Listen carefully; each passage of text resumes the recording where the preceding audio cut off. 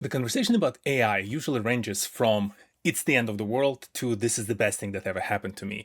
In reality, I think both sides are being a little bit overdramatic and the truth is somewhere in the middle.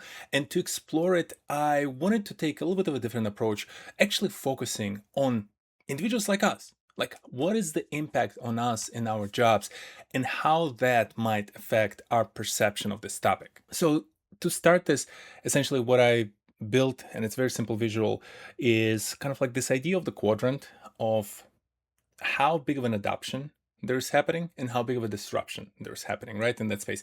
And adoption is really kind of like it's almost like a mix of potential and where it's already at. I just wanted to kind of like use it as a definition of, hey, sometimes being in a high adoption field and high disruption field is not that terrible, but sometimes it can be a thing for you to consider. And to illustrate, let's talk about the actual low adoption, low disruption area, which I think are the roles and the jobs that today do not necessarily see really a lot of adoption, but also don't necessarily see a lot of disruption that would drive further adoption or higher adoption. And examples I bring here are like constructions, car mechanics, or farmers. As you can tell, it's like very physical labor. And yes, you can argue that, hey, farmers can use AI now to like send the drones, scan the field for like the quality of the crop and maybe where you need to water something. Construction, we can use AI maybe to test the plans and, plan out the wiring, piping, whatever that might be. And same for car mechanics, right? Like you can speed run the analysis of the car and the likeliest thing that broke into it based on few parameters that you input right there while you're standing next to the car or maybe running the diagnostics, right? So it disrupts it a little bit, but really you still need a car mechanic to get into the car to fix it. You still need a construction guy to go put up the frame, pull up the concrete, whatever it is. And farmer still needs to be out there in the field in many cases, although there is some automation and disruption happening in the farming space as well from the automation perspective and like, actual farming equipment now being automated. But still, on a day-to-day basis, I think probably like medium term to potentially even long term, all of these jobs are fine, right? Like these jobs heavily rely on further disruption and development in like robotics and autonomous robotics, and then AI kind of like goes on top of it as a brain of those automated functions, and they kind of like go and take care of things. And then farmer can maybe, instead of employing 10 people to go and like harvest the goods from the field, maybe there is now a robot, a machine that can do it carefully, and because of AI can scan the tree, pick out the right apples and whatnot, right? Like, but again, we're probably looking at like 10 plus years away from something like this. But then and for these people, by the way, yeah, worth mentioning, they probably look at all of us and be like, what are they fussing about? Like, I'm seeing nothing. Yeah, I see some interesting tools and some person calling me up trying to sell me some software, but that's about it. It's like, my life is not affected. There's still 10 cars broken in my garage. I'm going to go fix them tomorrow, right? During my work hours. So for them, not much fuss. Now, there is this other end of the spectrum, right? Like the high adoption, high disruption. So those individuals who really you see talk a lot about like, oh my God, how my life is improving thanks to these tools. But also you see jobs and kind of like the type of role that they're doing is being affected and kind of like how it's changing. And like software engineers is a great example, right? Again, they're not necessarily completely replaced, but a lot of things that they do on a day-to-day basis can now be done higher and faster using AI, while you still need their expertise kind of like to go and leverage the tools and understand the code and understand the dynamics of all the different tools that maybe the operating system is using. Security is a huge thing, right? Like that's where you see these individuals basically being able to arrive at a certain place much faster, where in the past it maybe took like 10 hours worth of work. Right now it takes like 5 minutes, but then there's still work to be done in terms of like reviewing the code, fixing things, reviewing hopefully the code, hopefully fixing things, and hopefully understanding the security implications of things. Data analysts as well, like I work with data a lot, and just amazing how quickly I can do certain things. Again, you have to be careful. You have to check kind of like AI's work. But at the same time, where in the past I would have to go sit there and like just recently this week I was working on the project, and in the past it would take me like, okay, I need to go manually come through this spreadsheet, find this data, manipulate this data, put this in new spreadsheet in the specific format that I want because I want to feed it then to this next tool. And I was able to just be like, okay, here's Claude, here's the inputs, here's how I want it to look, here's some of the things to consider, here's how to prioritize sources of data, here's how to manipulate. I basically described how I would do it as if I'm describing it to the junior analyst. And then I hit whatever, send, go make myself coffee, come back, and I have the output. Some things we cleaned things up, but in general, it was amazingly fast, right? And even further down the line, when I need to go and like generate additional data points, or say from the data points I need to go generate the PDFs, I can go and write the script in the Google extension and it does it.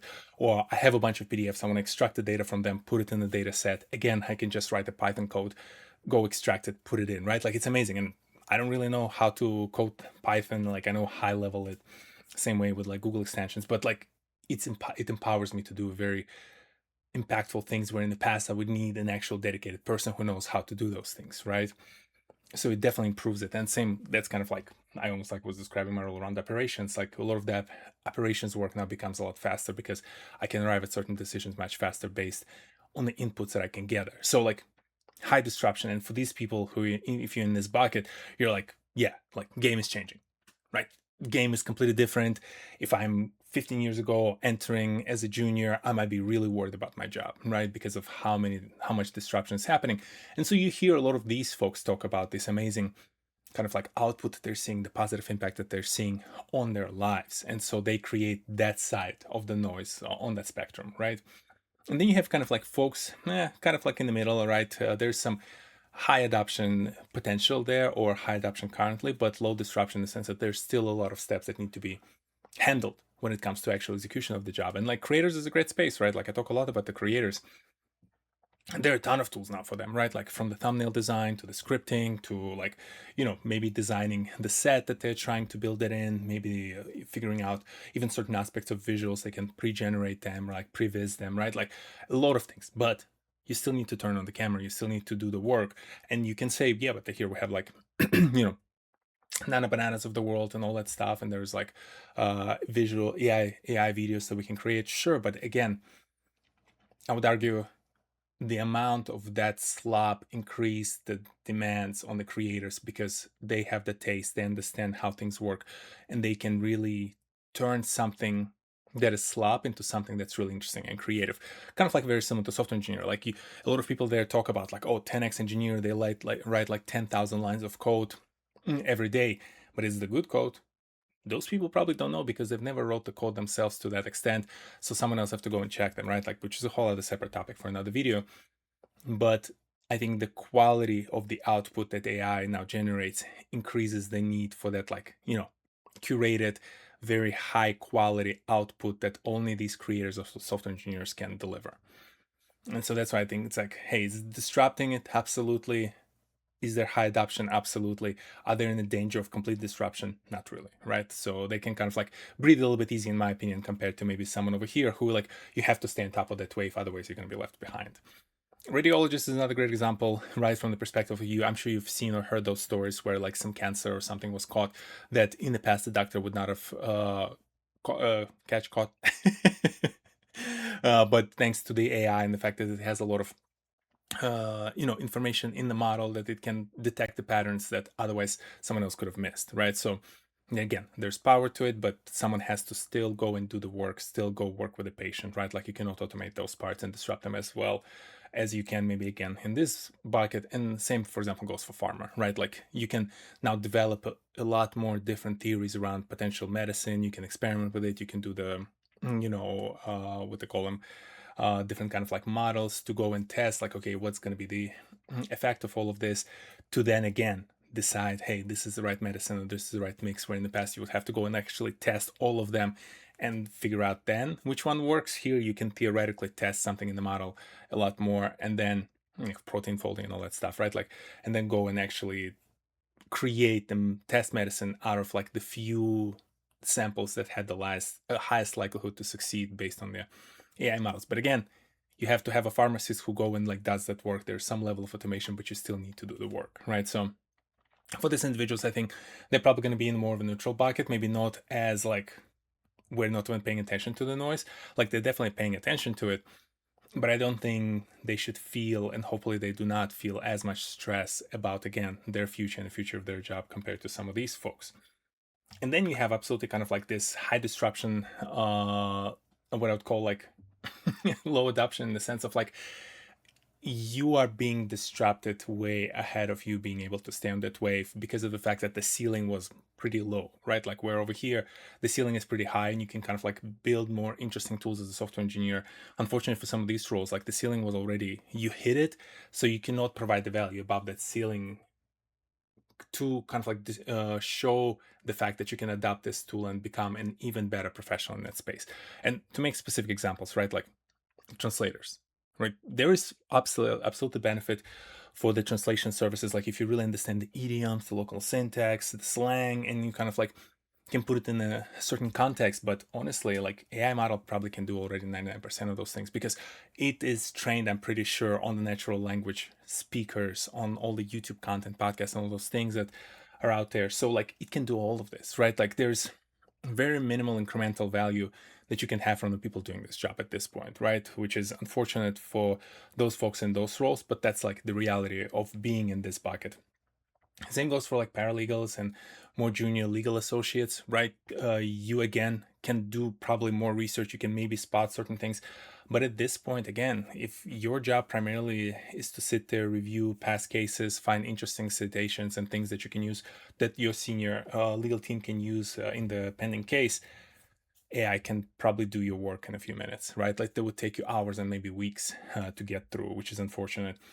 And then again, the data entry, which again used to be a job. Like my wife used to do it back in the school days. That was like one of the ways she was making a little bit of extra cash, where you sit there and you basically look at papers, put them in a certain spreadsheet or a tool, look at paper, put them in a certain tool, and that's all you do for like 8 hours a day, right? Like part-time, maybe like for half of the week.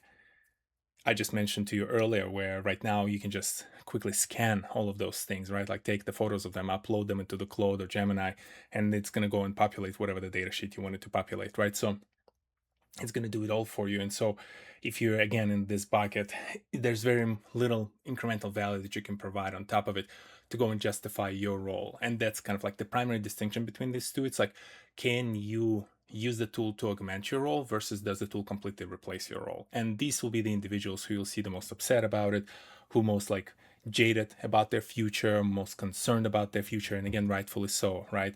And these folks you will hear being looking at these guys and being like, what are you excited about? Like, I might not be able to provide for myself and my family, and you're there excited about these tools. And to kind of like wrap it all up and to make sure, because I'm skipping some important topics that I feel like worth calling out, right? And so I want to touch quickly on some bonus thoughts. And sorry, misalignment annoys me.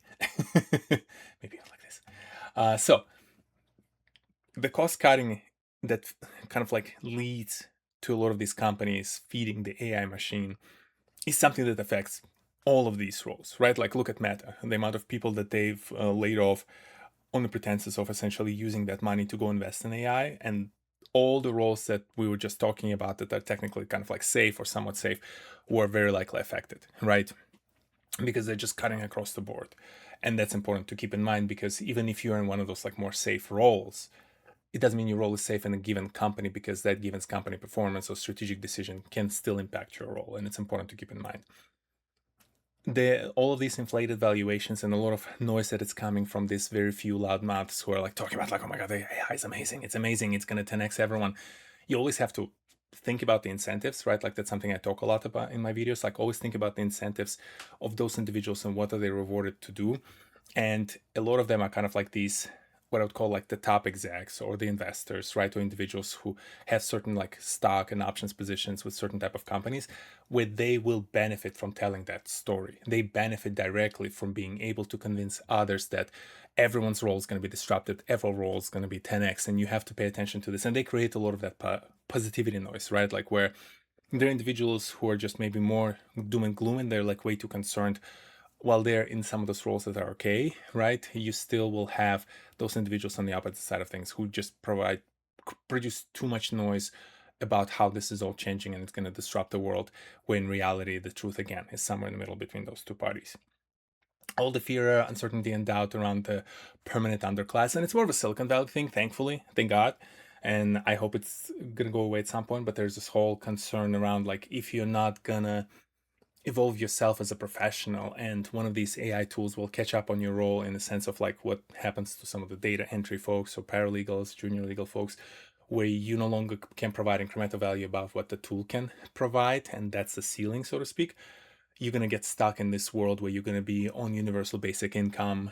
The society will not see the value in you, and you stuck. And so you see a lot of them stressing out, popping Adderall and trying to work ridiculous hours, just because they think if they will be the ones to disrupt and develop the models, they're going to be above that permanent underclass, which there are many, many ways, and let me know. I'm almost happy to talk about like where this whole theory is wrong, and it's wrong in many different places.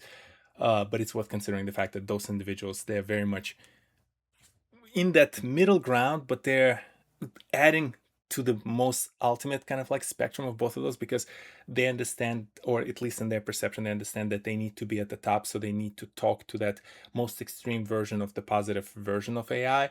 But at the same time, they're also the most doom and gloom, because they're afraid that that permanent underclass will be all those roles that are eliminated by AI, and they're gonna get fall into this. So they almost like skip this more sensible middle ground and go to the both extremes while speaking basically out of both sides of their mouth. So that's something important to consider, because they do add a lot to this noise. And then the important thing that I wanted to close on is just a lack of education for preparation of the future. And what I mean by this is that all of this kind of like underpinned by the fact that a lot of countries, like easy to say United States, United States is a perfect example of how bad this country is at it. But honestly, it's like majority of the countries that I've seen are in this bucket. We do not prepare our society, our folks in the country, for the future that might require them shifting the way they go about their life, in terms of like the kind of professions they work in, the kind of skills that they've acquired, the kind of work that they need to do to continue to be seen as a valuable member of the society beyond just the basics, right? Like everyone is valuable, in my opinion. Whether you're in a CEO role, whether you're, cleaning the toilets, you're equal value to the society in general. But obviously, your income depends on how other members of the society may be perceiving you based on your economic contribution, right? Like that's what I'm focusing on. So I'm not talking and saying that there's like, some sort of caste system. Absolutely not. I'm just talking from the just natural perspective of why certain people make minimum wage versus certain people can make, six figures plus, right? And it's usually about your value contribution. And your value contribution to the economy is really based on your skills and your knowledge and experience, right? And you've seen the examples of it in the past where, again, horse carriage drivers, right? Or you're thinking about the coal miners, right? Or some other professions where, I don't know, stenographers or something, right? Like your role was on this path towards full disruption by the tool, and you were in that bucket where there's no way you can change necessarily within that given role to be able to leverage those tools and provide more value, because you're not going to attach the car to the horse carriage and the horse will drive the car can drive itself. So like instead of you being better horse carriage driver, you should be acquiring the skill to be better driver of the car, right? And that's kind of like this path where, as we notice that certain areas will be disrupted, we as a society should be thinking about, okay, who are being affected, right? Like how can we train them and give them an opportunity to move to this new area and continue to provide economic value, continue to be able to make money and provide for their families. We don't have that conversation, and it bugs me every single time, like when people talk about, for example, car automation, right? And I'm a big fan of it. I'm a big proponent because it's going to save so many lives, right? And honestly, I'll take an extra hour of nap instead of focusing on the commute and the driving. But all the truck driving jobs, like truck driving jobs, especially in the United States, here it's like one of the top three jobs in every single state, right? So there's going to be millions of people affected by us automating the trucks on the highways between different stores and factories, which again is a good thing for the safety and for the lives of those who will be saved from a car crash or an incident that's going to injure them permanently, right? But then if we're disrupting this, what are we doing with all those individuals who are driving the trucks, right? Like in my opinion, we should be providing them free education, free upskilling services, something that can take them and place them in the path of a new role that has a lot more upwards potential, right? And they can continue kind of like evolve themselves. This should really be, in my opinion, countries doing that, right? Like that's the whole role of the government. But I also think that the governments should be taxing some of these companies and like saying like, hey buddy, you're going to make a lot of money from disrupting this industry, so why won't you give us a cut of this money, because we need to go take care of the people and essentially place them in a position of better situation for them long term. Again, we don't do that. Like all of these AI companies, like SpaceX is a good example. You're out there with your, multi-trillion now valuation. Guess what, buddy? You should be probably taxed on some of those gains that you just achieved, so we can go and help some of the folks who your job might be affected by. Like SpaceX, maybe a bad example in the sense of execution, because Grok sucks and it doesn't really disrupt much.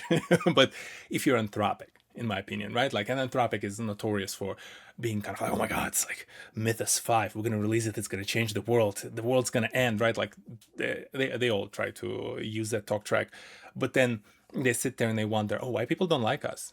Like, we're trying to change the world, why people don't like us? And it's like, yeah, because you're going out there around and telling everyone how everyone's going to get fired thanks to your tool, right? While you're pocketing billions of dollars. No wonder people don't like you, right? And you even see them now change talk. Maybe not Anthropic, they're not there yet, but I definitely saw like Satya Nadella from Microsoft or like Sam Altman from OpenAI. They're now changing their talk track. They're now talking about like, oh no, we're gonna partner together. Like, you guys will be still in your jobs and we're just gonna like give you tools to go and improve.